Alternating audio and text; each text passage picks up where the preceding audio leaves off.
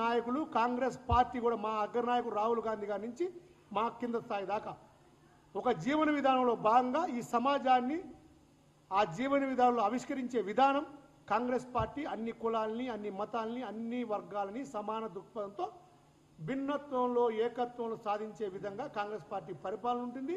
Congress party ఆలోచన విధానం ఉంటుందని మా ముఖ్యమంత్రి గారు ఆ వేదిక ద్వారా మా జిల్లా అధ్యక్షులకి కాంగ్రెస్ పార్టీ శ్రేణులకి ఈ సమాజానికి ఒక మంచి మెసేజ్ ఇచ్చాడు. ఆ మెసేజ్ని మీరు రిసీవ్ చేసుకునే విధానం రాంగు. మీరు ప్రజలలో విషపూరితాన్ని విషం కక్కుతున్నారు. ఇది మీ విధానం. భారతీయ జనతా పార్టీ చేస్తున్న విధానమే సమాజం మీద విషం కక్కే విధానం. భారతీయ జనతా పార్టీ నాయకులకి ఆ మాట్లాడే సోకాల్డ్ హిందుత్వవాదులకి హిందూ మతం మీద హిందూ ధర్మం మీద గౌరవం లేదు. కాబట్టే రేవంత్ రెడ్డి గారు హిందూ ధర్మాన్ని జీవన విధానాన్ని ఆయన అనుభవించిన విధానాన్ని కలిసి చెప్తే తట్టుకోలేకపోయారు.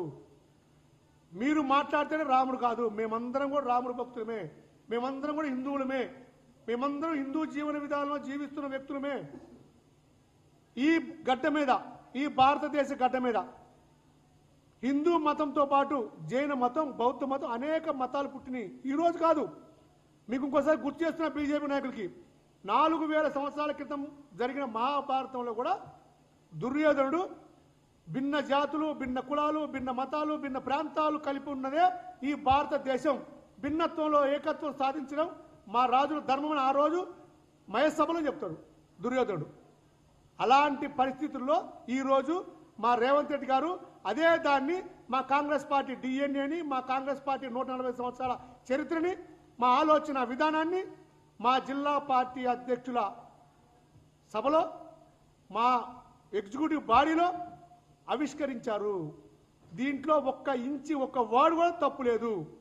కేవలం ఈ బీజేపీ వాళ్ళు ఆ కిషన్ రెడ్డికి ఆ బండి సంజయ్కి ఆ రామచంద్రరావుకి ఆ చిన్న చిన్న నాయకులందరికీ వాళ్ళకి ఏదో కావాలి. అందుకే యాగి చేస్తూ పిచ్చి పిచ్చిగా రోడ్డు మీద వచ్చి దిష్టి పంపులు తగ్గేస్తారు. దీనివల్ల మీకు ఉపయోగం చేయదు. మీ పార్టీకి ఇంచు కూడా లాభం జరగదు. మీకు హిందూ మతం మీద హిందూ ధర్మం మీద మీకు నిబద్ధత లేదు. కాబట్టే మీరు దాన్ని కించపరిచే విధంగా మీరు రోడ్డు మీద ఎక్కుతున్నారు. ఇంకో విషయం కూడా మేము స్పష్టంగా చెప్పదలుచుకున్నాం. ఈరోజు మీకు దమ్ముంటే మీరు ఈ దేశానికి ఏం చేశారు? ఈ దేశంలో కాంగ్రెస్ పార్టీ ఈ రాష్ట్రంలో కాంగ్రెస్ పార్టీ ఈరోజు 2 సంవత్సరాలు పూర్తి చేసుకొని మా ముఖ్యమంత్రి గారి నాయకత్వంలో ఈ ప్రజాపాలన ఈ సమిష్టి పరిపాలన ఒక మైలురాయిని చేరుకోబోతుంది.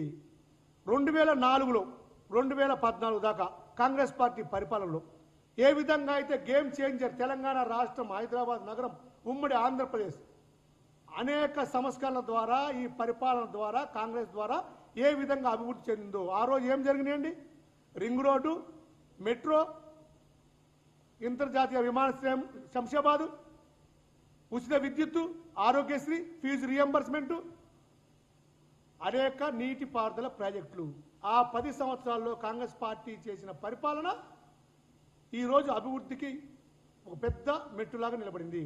అదేవిధంగా ఈరోజు మా రేవంత్ రెడ్డి గారి పరిపాలన సన్నబియ్యం మొదలుకొని ఉద్యోగ నియామకాలు మొదలుకొని మేమేం చెప్తున్నామంటే ఈరోజు రేవంత్ రెడ్డి గారి పరిపాలన స్కిల్ యూనివర్సిటీస్ కావచ్చు, స్పోర్ట్స్ యూనివర్సిటీస్ కావచ్చు, ఇంటిగ్రేటెడ్ స్కూల్స్ కావచ్చు, విద్యా నియామకాలు కావచ్చు, విద్యా విధానం కావచ్చు, పారిశ్రామిక విధానం కావచ్చు, ఈరోజు 4th సిటీ భారత ఫ్యూచర్ సిటీ కావచ్చు, ఈ నిర్మాణాలు త్రిపులార్ కావచ్చు,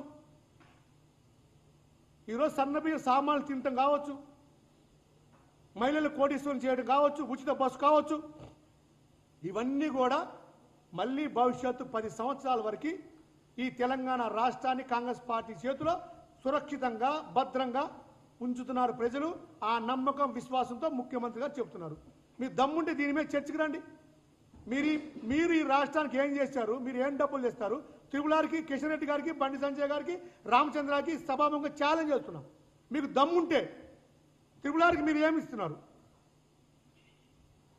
అదేవిధంగా ప్రతి ప్రాజెక్టుకి మూసి ప్రక్షాళనకు ఏమి ఇస్తున్నారు?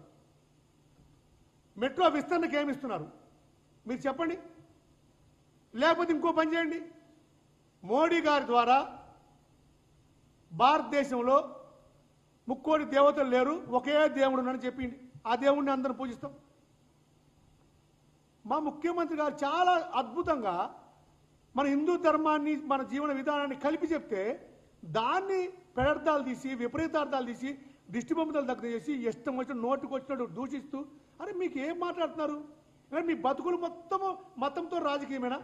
మీ బతుకులు మొత్తం మతాన్ని రాజకీయాలకు వాడుకోవడమేనా? ఏ రోజైనా కాంగ్రెస్ పార్టీ మతాన్ని రాజకీయాలకు వాడుకుందా? మేము ఈ రోజు కూడా అందరినీ సమానంగా చూస్తామని చెప్తున్నాం. మేము మళ్ళీ మళ్ళీ చెప్పేది ఒకటే, బీజేపీ వాళ్ళకి ఛాలెంజ్ చేస్తున్నాం, టీఆర్ఎస్ వాళ్ళకి ఛాలెంజ్ చేస్తున్నాం. మీకు దమ్ముంటే కులగన్నం చేశాం. మీకు దమ్ముంటే ఈరోజు మా బీసీ నాయకుడు, మా ప్రీతమ మహేష్ కుమార్ గౌడ్ గారు పిసిసి అధ్యక్షుడిగా ఉన్నాడు, రేవంత్ రెడ్డి గారు ముఖ్యమంత్రిగా ఉన్నారు, ఒక ఎస్సీ బట్టి విక్రమార్క ఉప ముఖ్యమంత్రిగా ఉన్నారు.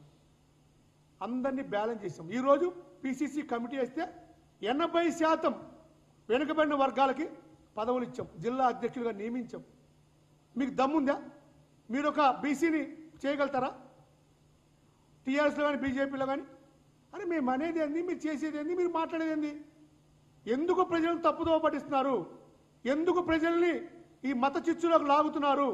ప్రశాంతంగా ఉన్న తెలంగాణ రాష్ట్రాన్ని ఎందుకు మీరు పక్కదారి పట్టిస్తున్నారు? మా ముఖ్యమంత్రి గారు ఈరోజు 2 సంవత్సరాలు కంప్లీట్ అయిన సందర్భంగా ఫ్యూచర్ సిటీ, ఈ దేశానికి ప్రపంచానికే హైదరాబాద్ ఆదర్శంగా ఉండాలని ఒక ప్రణాళిక ప్రకారం 2047 రైజింగ్ తెలంగాణ ఆవిష్కరించబోతున్నారు.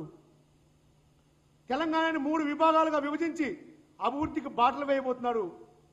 కోర్ సిటీగా, అర్బన్ సిటీగా, రూరల్ సిటీగా తెలంగాణను విభజించి ప్రతి తెలంగాణలో ఉన్న ప్రతి పౌరుడికి భవిష్యత్తు ఆశాజనకంగా, భవిష్యత్తు సుందరంగా, భవిష్యత్తులో ప్రశాంతంగా తెలంగాణలో బతకగలుగుతామని ప్రపంచ దేశాలకి, అనేక రాష్ట్రాలకి ఆదర్శంగా ఉండాలని మా ముఖ్యమంత్రి గారు ప్రయత్నం చేస్తుంటే ఆయన మాట్లాడిన మంచి మాటల్ని, ఆయన మాట్లాడిన హితబోధని, ఆయన అన్వయించుకున్న జీవితాన్ని మీరు తప్పుగా చిత్రీకరించి ప్రజలు తప్పు